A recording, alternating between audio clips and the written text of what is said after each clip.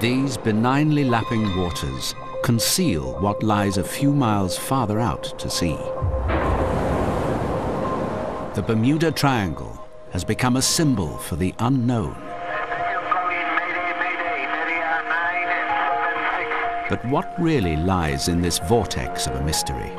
What forces are at work inside its boundaries?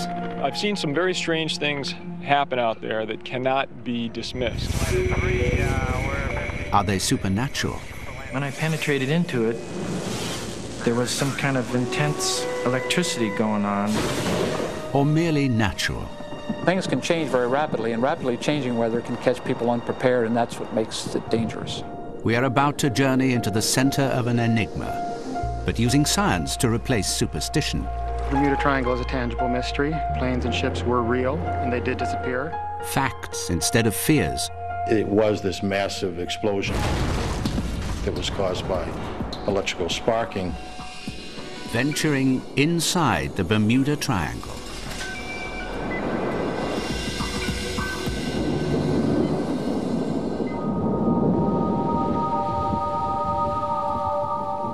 Odd events are part of the reality in this area. Aeroplane crashes, boating mishaps, strange disappearance, and bizarre things not easily explained. Even some skeptics admit there are abnormalities in this part of the ocean. Even though I am a scientist, it doesn't surprise me that there are things maybe we can't explain scientifically. That's one thing about the ocean, is that the ocean is an extremely powerful force in itself.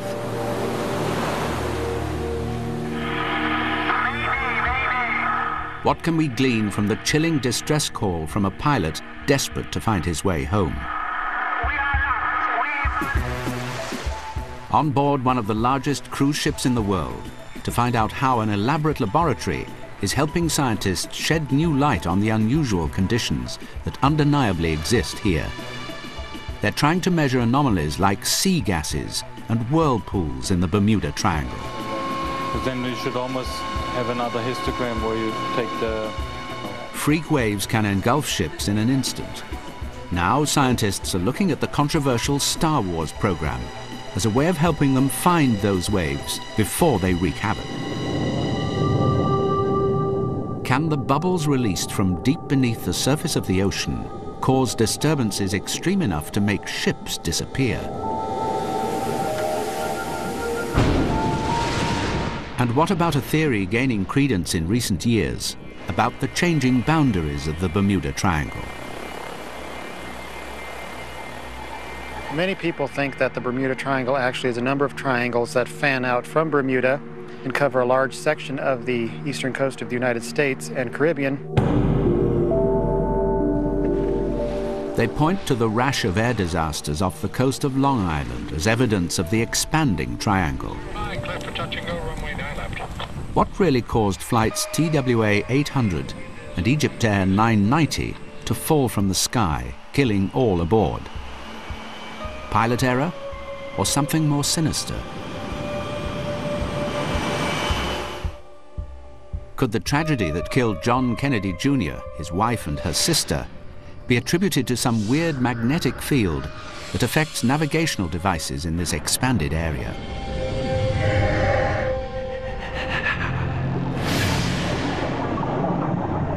In the past 50 years, by some estimates, more than 1,000 strange events have littered the waters between Miami and Bermuda to the north and Puerto Rico to the south.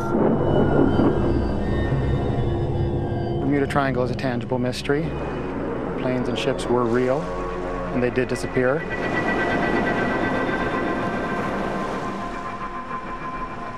To most casual observers, interest in the triangle peaked in the mid-1970s, when many of the books and documentaries on the subject focused attention on the mysteries within these waters.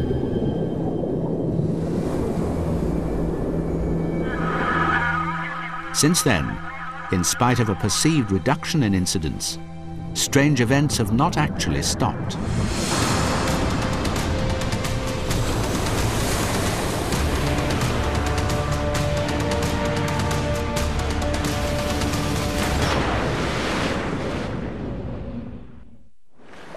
Throughout time, ships and aeroplanes of all sizes have encountered strange compass abnormalities, odd cloud formations, intense storms, and improbable 100-foot waves. In this treacherous part of the Atlantic Ocean, could there really be some basis to these events? Some planes and boats can disappear for different reasons. There are unusual fogs and vapors that are reported out there. Those are documented fact. There are unusual electromagnetic anomalies and phenomena that simply are not explained.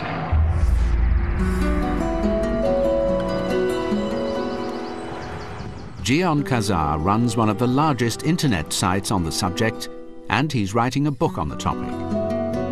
He charts every mystery, every odd event, every disappearance, of which he says there are hundreds every year.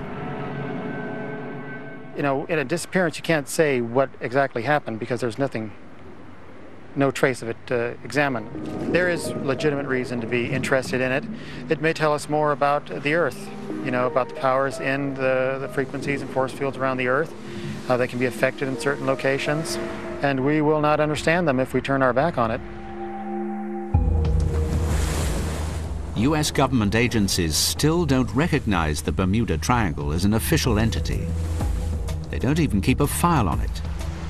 The position of both the US Coast Guard and the Navy Historical Center is that the Bermuda Triangle doesn't exist. And the Coast Guard is not impressed by supernatural explanations of disasters at sea. They blame the disappearances mostly on the individual or basic weather patterns. Yet examples of disappearances can't be ignored. January the 5th, 2000. Just off the Florida coast, a small aeroplane on approach to St. Augustine Airport is picked up on radar. It was a clear night. 9 seconds later, the pilot lost sight of the shoreline. Then he vanished. May the 12th, 1999. The pilot of a twin-engine turboprop is getting ready to land in Nassau in the Bahamas. While in communication with the control tower, he descended so low that radar couldn't detect his altitude. 30 minutes later, he reappeared at 100 feet. At one point, he did a 360-degree turn. He climbed to 1,300 feet, where he disappeared, this time for good. And it's not just aeroplanes. Boats of all shapes and sizes have succumbed to the mysterious waters of the Bermuda Triangle. In Miami, newlyweds off to the Bahamas to buy a home filled up with petrol and left port. It was the last time anyone saw them or their boat. A search discovered nothing. A 43-foot yacht in excellent weather on the way to Miami through the Gulf Stream never actually arrived at its destination. No distress signal was ever sent. A tall ship competing in a race sank in less than a minute off the coast of Bermuda. There was no explosion. It didn't hit a reef or rock. Yet 19 people died almost instantly. Water got quickly inside to the ship, and at that point you're doomed. But of all the strange occurrences inside the Bermuda Triangle, one stands out. The story of pilot Jose Pagang Santos points to evidence of weird phenomena occurring while it was happening, defying all logical explanation.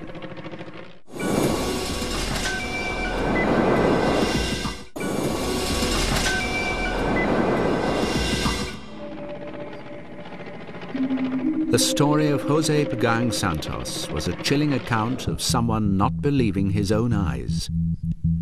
The young pilot from Puerto Rico had flown to the Dominican Republic with his best friend. They spent the weekend in Santo Domingo. On the return flight to San Juan, Santos's best friend, Jose Maldango, sat at the controls. Everything was going smooth and nicely, and after 2 hours, they were about 35 miles from the coast of Puerto Rico. That's when both men saw something that didn't make sense.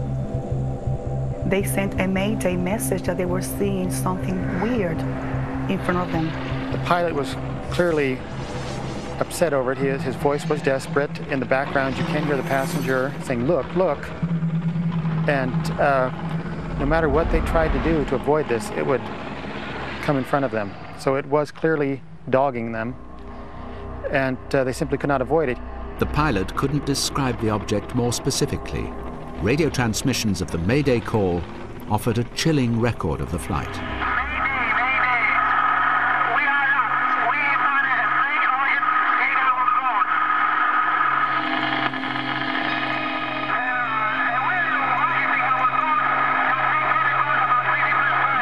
They made a turn of 300 degrees, which is a pretty big change, pretty big turn. And the object, again, was in front of them. It doesn't matter where they changed course, the object was again in front of them.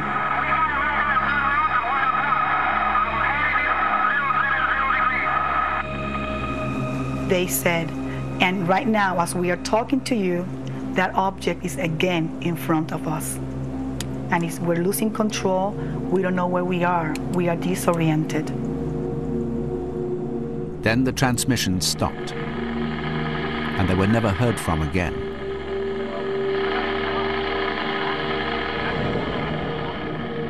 Rivera's father launched a massive search.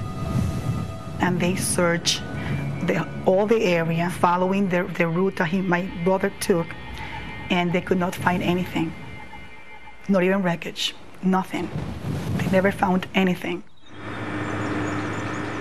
Rivera now lives in South Florida, but she still thinks about her brother and what he might have encountered the day he became another statistic of the Bermuda Triangle. Even the Coast Guard said to this day no information has been obtained to definitely say what happened. While the islands of the Caribbean have been home to plenty of oddities, perhaps nowhere within the Bermuda Triangle have there been stranger events than off the waters of the Bahamas. Bimini is one of the least populated islands in the Bahamian chain.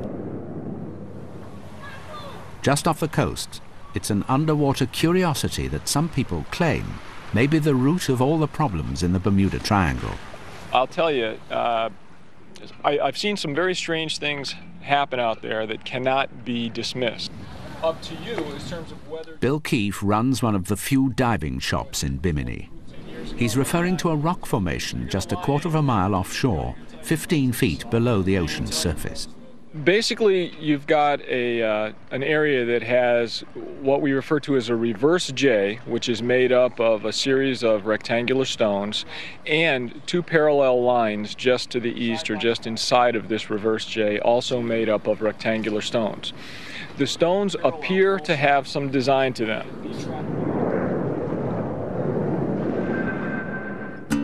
They are known as the Bimini Roads. Some people think they're part of the lost city of Atlantis, and that the strange events in the Bermuda Triangle are caused by power unleashed by energy crystals buried in Atlantis. So people would like to think, those who follow that some of these power complexes could still be operating and once in a while pulsing and causing electromagnetic disturbances, causing a ship to crash or to disappear into another dimension or domain. No crystals have ever been found. So what are these rock formations? Scientists think they know exactly what they are. They are what's called beach rock. And they are very suspicious looking because beach rock tends to form very blocky, linear tracts of rock. Usually it's along the shoreline. But in this case, I believe that it's a beach rock that formed on the shoreline, hundreds of years ago, and then when sea level rose, it became submerged. So now it looks like a road. There's only one place where this beach rock formed. Why is that? Why didn't beach rock form wherever the shoreline was over a period of time? That didn't happen. So as easy as you want to offer, a dismissal, you can shoot holes in the dismissal. This is why the stories of the Bermuda Triangle persist, and what pushes scientists to pursue credible answers to the mysteries of the deep.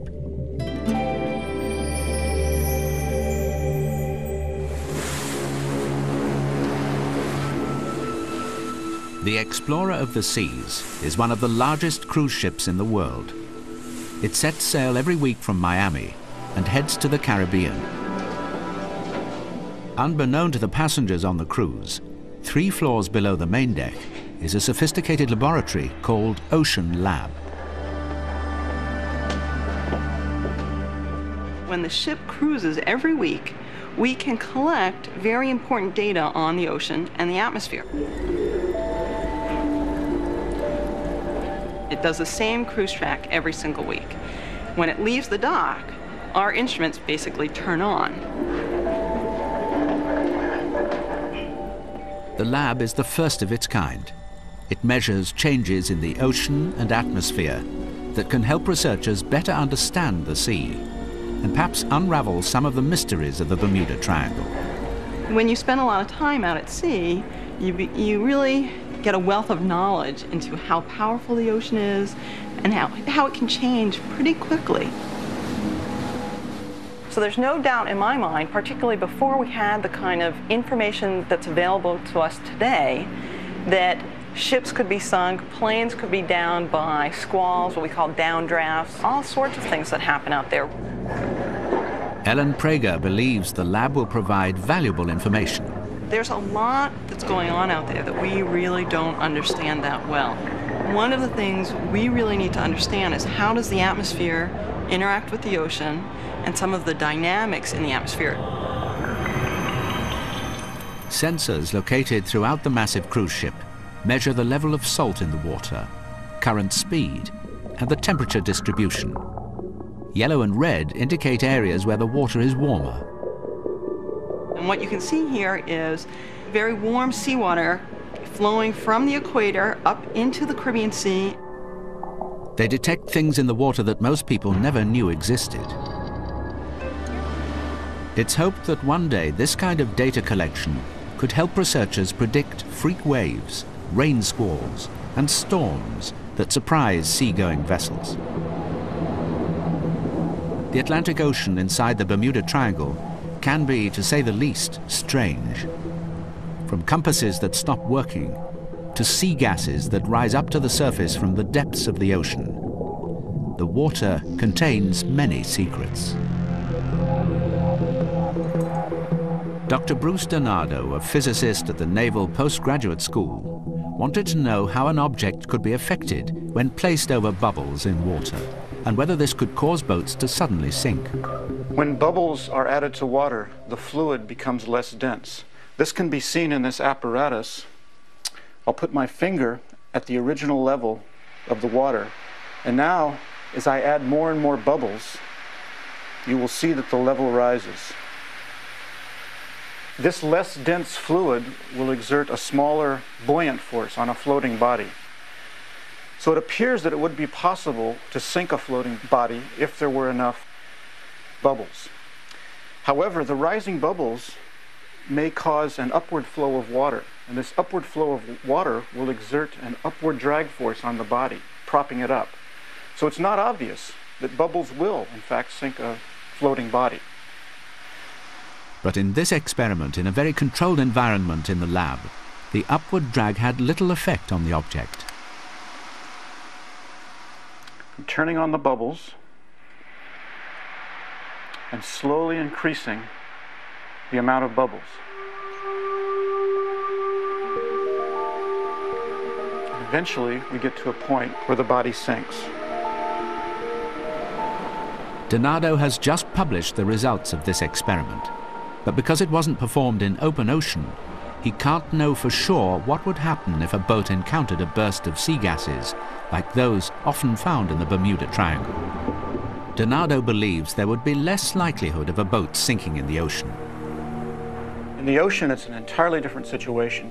There you have a localized source of bubbles, And there will certainly be, the rising bubbles will certainly cause an upward flow of water in the region of the bubbles and a downward flow of water away from the bubbles. So there will be this large circulatory flow.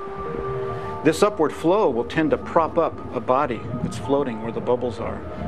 So because of that, we expect that many more bubbles are required to sink an object in the ocean. How many more, Donato says, depends on the buoyancy of the object over the bubbles. And since ocean water is constantly moving, a boat would spend less time over the source of the bubbles. The bottom line, after taking all the variables into consideration, bubbles alone would probably not be enough to cause a boat to sink.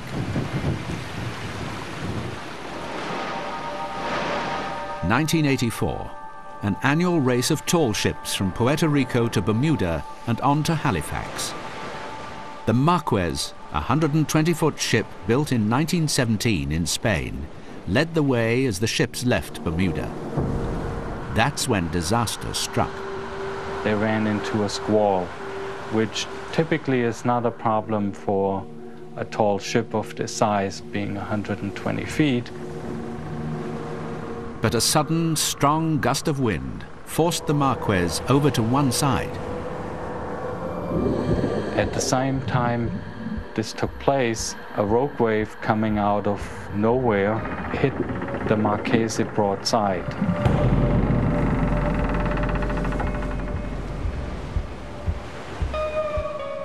These are waves as high as 100 feet that seem to come out of nowhere and can sink unsuspecting ships.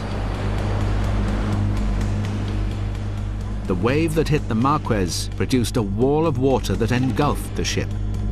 And then there was a second wave that followed, shortly thereafter. There was the fatal blow to it. And very quickly the ship went down. The tall ship sank in less than a minute. 19 people died.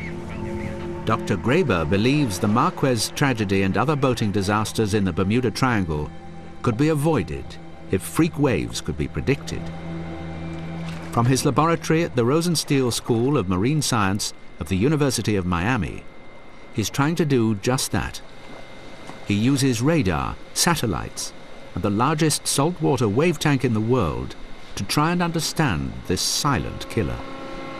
Freak wave is something that is way out in the spectrum of the types of waves that exist. In the Bermuda Triangle, these waves form in the Gulf Stream along the east coast of the United States. Conditions are ripe when the current of the Gulf Stream, which flows from south to north, conflicts with storm fronts, with winds moving from north to south. And so it's on the backside of the storm where waves would be generated that would travel towards the south.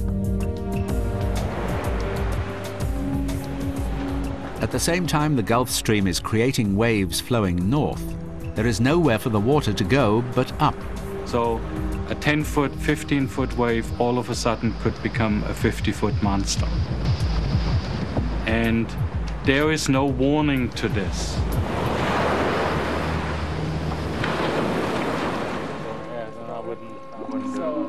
Dr. Graeber hopes one day to predict freak waves. That's where the Star Wars technology comes in.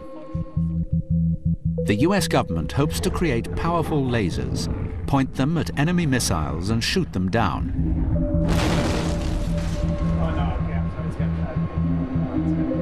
It's those powerful lasers, Dr. Graeber says, that could be used to know when and where freak waves will occur.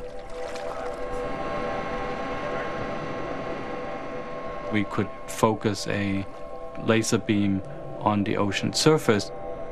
He believes he'd be able to get enough detail about what is happening on the ocean surface to detect freak waves before they happen. That would help merchant vessels, cruise ships, and pleasure boats avoid areas where these waves might occur and stay out of harm's way. We had a difference in temperature of like 20 degrees from the surface to the bottom. The technology would help merchant vessels and pleasure boaters alike avoid potentially deadly situations. With his apparatus, he's only able to simulate what a laser could do. This is a very innovative way that you can get information you just couldn't get any other way. But Graeber admits it will be years before lasers powerful enough to be focused from space will be ready to use. Until then, these killer waves will continue to wreak havoc on unsuspecting ships.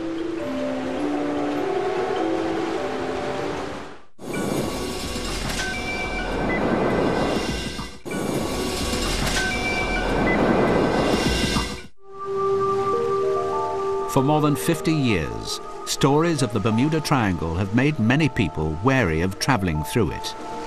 Among them, the famous story of Flight 19. Observers started to take notice of the Triangle's oddities shortly after the disappearance of 5 Navy bombers. December the 5th, 1945, 2 o'clock in the afternoon, 5 TBM Avengers with 14 Navy airmen on board were preparing for a routine training mission from the Fort Lauderdale Naval Air Station. The plan was to fly east to Bimini in the Bahamas and practice dive bombing a wreck called the Sapona.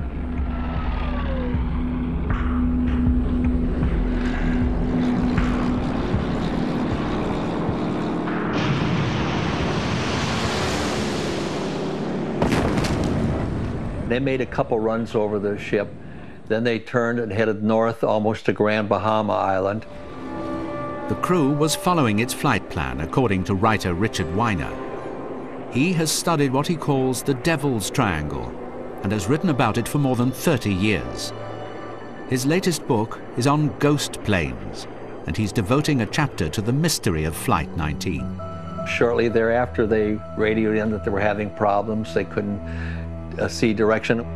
It was about 4 p.m. when flight leader Lieutenant Charles Taylor was overheard talking to another pilot on the mission. He was sure that he was lost. He doesn't know where he is. He's sure his compasses are not working.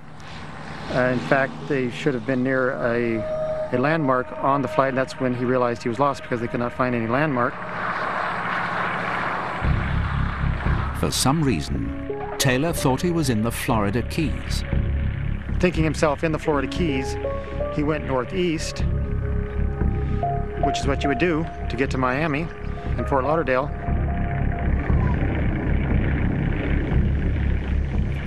At about the same time, the weather changed. A front came through, and the wind that was prevailing from the southeast made an about 180-degree come around and started blowing out of the north. It's very possible that they did not compensate for the wind shift. Retired Navy pilot Captain David White also trained pilots at the Fort Lauderdale Air Station at the time. He recalls Flight 19 most likely encountered rain squalls, and that, says Weiner, could have further confused flight leader Taylor. He says, it looks like white water. We can't see anything. So I've talked to some oceanographers on that, and they referred to white water as being a white squall, a sudden squall that's so much rain in there, you're flying right into a wall of water.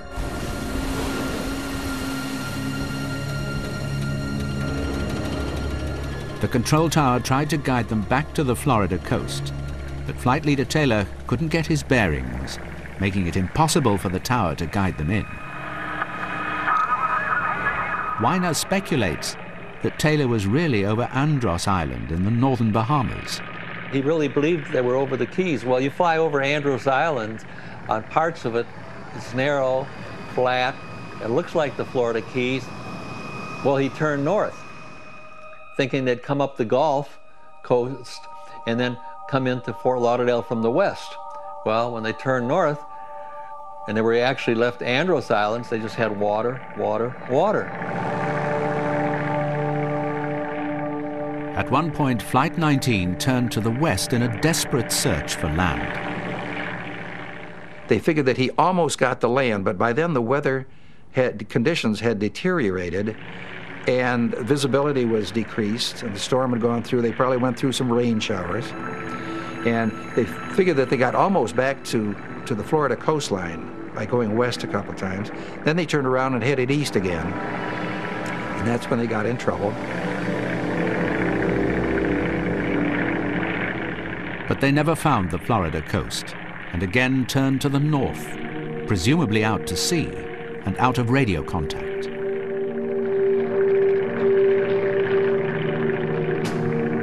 The next morning, Captain White was among those leading the search for the missing planes.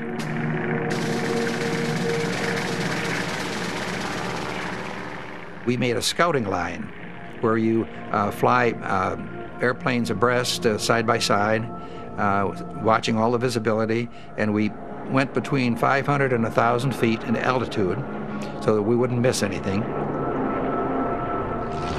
One of the planes involved in the search, a PBM Mariner, also vanished, further adding to the mystery.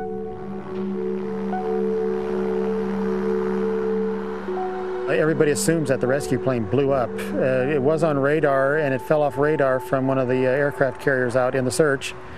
And a freighter did notice a big explosion in the sky, and so that is assumed to be the Mariner. They were known as flying gas tanks.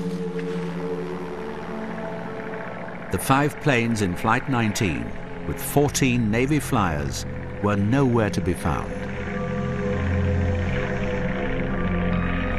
And we searched, and we didn't find a trace, not any debris or anything. What really happened to Flight 19? We may never know, but one pilot thinks he may have an answer. Bruce Gernon believes Flight 19 may have encountered some strange electrical charge while flying through the storm. Gernon speaks from experience. He had his own scary bout with the Bermuda Triangle. He and his father were returning from the northern Bahamas. It was a sunny winter day. Well, I was flying back from Andros Island and planned to go direct to Bimini and then Palm Beach International. He noticed a few puffy clouds, nothing out of the ordinary, until I started climbing up. And while we were climbing, we noticed this lenticular cloud. It was a cigar-shaped cloud with smooth edges. And it was directly in my flight path, and so it looked harmless, so I climbed right up and over it. But something unusual happened when Gernon finally got to the top of the cloud. It started spreading out and up, and I was climbing at 1,000 feet per minute, and it was climbing at the same rate that I am. And I wasn't able to escape it until I got to 11,500 feet. Finally, I broke free of this cloud. Or so he thought. But moments later, he found his path blocked by this massive storm cloud.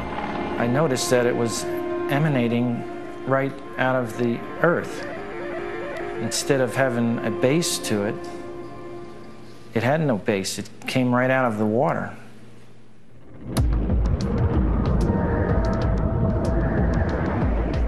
Bruce Gernon encountered a strange cloud on his flight home to South Florida. He tried to remain calm, but he had no choice. He had to fly right through it. And when I penetrated into it, there was some kind of intense electricity going on, like lightning, except it was not lightning bolts. It was lightning flashes. And so I had to turn off to the south.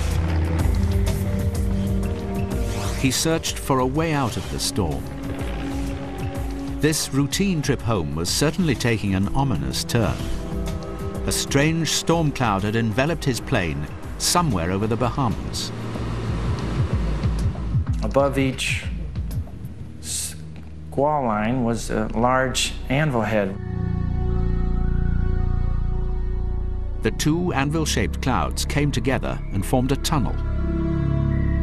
So I penetrated into this tunnel because I felt it was my only exit. From what I could see, it was clear blue sky toward Miami, so I aimed the airplane for the blue hole on the other end of the tunnel.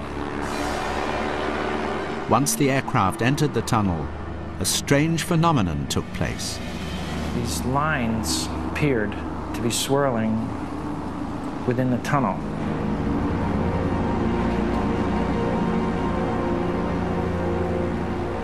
Bizarre flying conditions that would have doomed even the most experienced pilot. Amazingly, Bruce didn't get flustered. I just continued to fly visually through the other side of the tunnel. When I reached that end, the wingtips scraped the edges of the tunnel. And then when I made it out the tunnel, I looked back and these contrails had formed on the wingtips. Bruce then found himself flying in a haze that seemed to follow him. He called it electronic fog because his instruments went haywire. It's like the compass started spinning and the directional gyro was not accurate. It was indicating that I was making a turn, but I was not making a turn. Bruce used a sort of internal compass to guide his plane. Then, as he flew over land, the fog dissipated. When he finally emerged from the haze, he was over Miami, nearly 100 miles off course. What happened to Bruce Gernon? 30 years later, he's still not sure.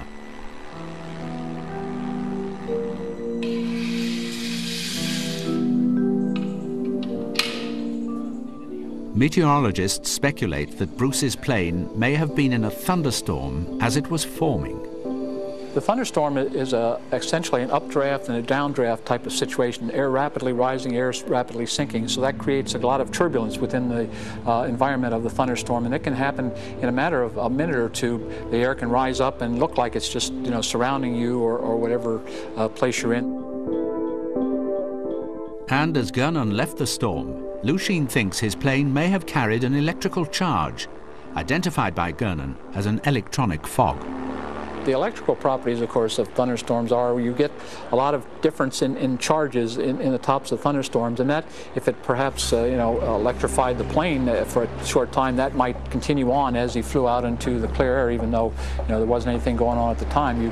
It's like rubbing something to create static electricity. Once you get it on you like that, it takes a while for the static electricity to disappear, and so once you get that charge on you, you could continue along with that same charge for a period of time. Whatever it was, Gernon believes that the same thing may have contributed to the crash that killed John Kennedy Jr., his wife and her sister. He thinks electrically charged air could have enveloped his aeroplane too. What could have happened to JFK if he had encountered this electric fog would be a situation where he would lose all visual references. The U.S. National Transportation Safety Board concluded that the crash of JFK Jr.'s aeroplane was caused by a disorientated young pilot who lost control in the dark, as recalled by New York's former FBI chief James Kallstrom. I think the overall opinion there by many, many experts is that he got himself in a position and just could not fly the airplane in the weather conditions he found himself in. A real tragedy. Gernon speculates the directional gyro in JFK Jr.'s plane may have been giving him false readings. The instrument is crucial in determining the heading of an aeroplane. He's going to follow that because he wants to fly straight, and he's going to be turning and not even realizing it. And that would probably cause the death spiral that he ended up doing.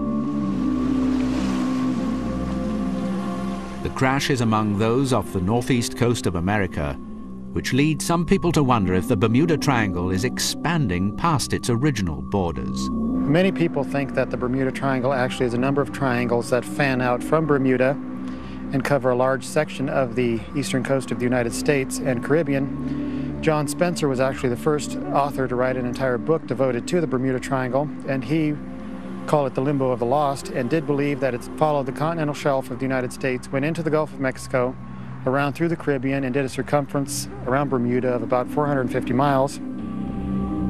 Some actually wonder if one of these triangles exists off the coast of New York City.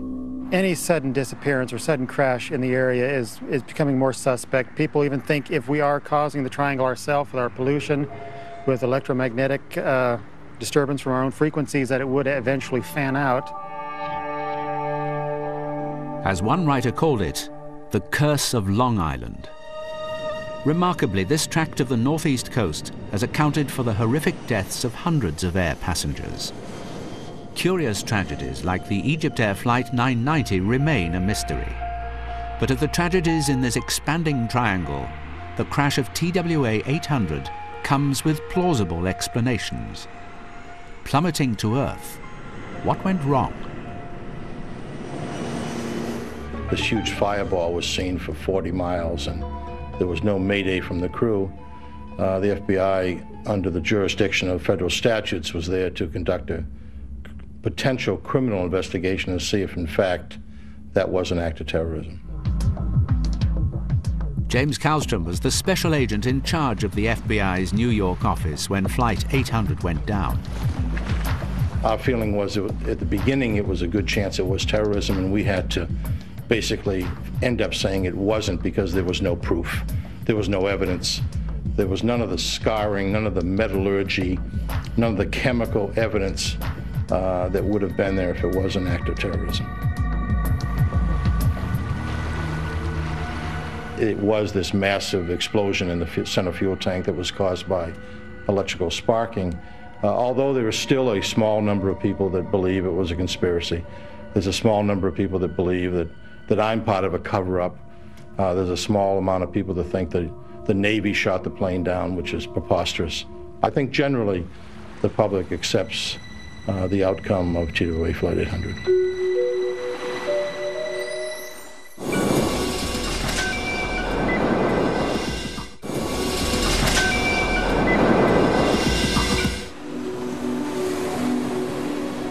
The meteorological conditions in the Bermuda Triangle perhaps hold the key to stripping plausible explanations away from the fear that grips this region.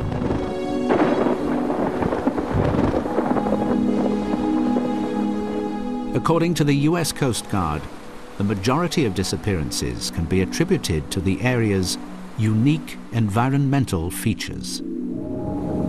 Still get squalls that can come up pretty quickly out of the blue. You can still get water spouts. So there are still dangers out there. At the National Weather Service office in Miami, forecasters are responsible for noticing meteorological abnormalities, and the Bermuda Triangle has plenty. So you get a variety of weather. You can't really tell necessarily which direction the weather is going to come from. When you're in one area of the country, normally the weather comes from the west. In the other area of the country, the weather comes from the east. In this particular area, the weather actually converges from different directions. So it provides an enormous opportunity for different kinds of weather to occur at rather quick, very spontaneous and without relatively much warning either. It's a very warm area of water which is moving at a fairly high speed, and the energy released from the Gulf Stream gets in the atmosphere and creates a lot of turbulence, a lot of thunderstorms that occur only right there in the narrow area of the Gulf Stream. Because of the convergence of weather systems, Lusheen says the area is rife for a particularly dangerous type of thunderstorm called the microburst. What it is a thunderstorm which creates a tremendous outrush of wind when it hits the ground. And when it's of sufficient velocity, it creates a very dangerous situation which can sweep onto the water and actually cause tremendous winds and waves. 100-mile-an-hour winds are not out of the question, and you get what the mariners often call white squalls, which are just where the air gets filled with all the spray and stuff from the downrush of the air. And of course, boats can sink. So things can change very rapidly, and rapidly changing weather can catch people unprepared, and that's what makes it dangerous. But despite the increased risk of bad weather, one of the world's leading maritime insurance companies, Informa Marine, says the Bermuda Triangle region is not significant when it comes to shipping losses. In fact, the company says it's probably one of the quieter areas for merchant vessel incidents.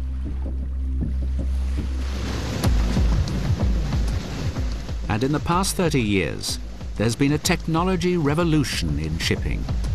newer satellite pictures are up there, geostationary satellites, which can see down from 22,000 miles above the Earth, give high resolution definition to the clouds and so on.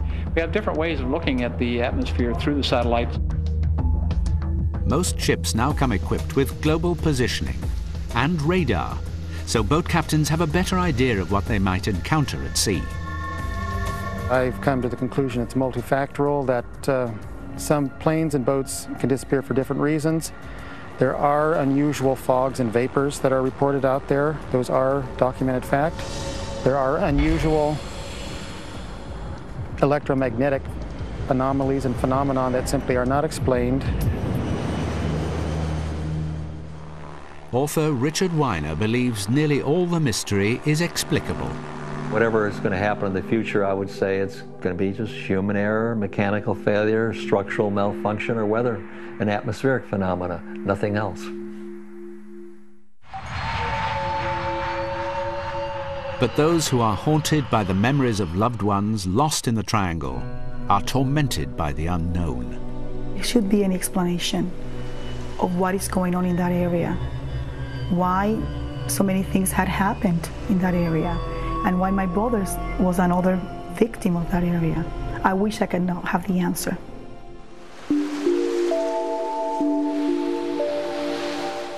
Believers will always point to certain events to support the mystery surrounding this stretch of ocean. But as science and technology evolve, more of these mysteries will be uncovered, unmasking the danger that lurks inside the Bermuda Triangle.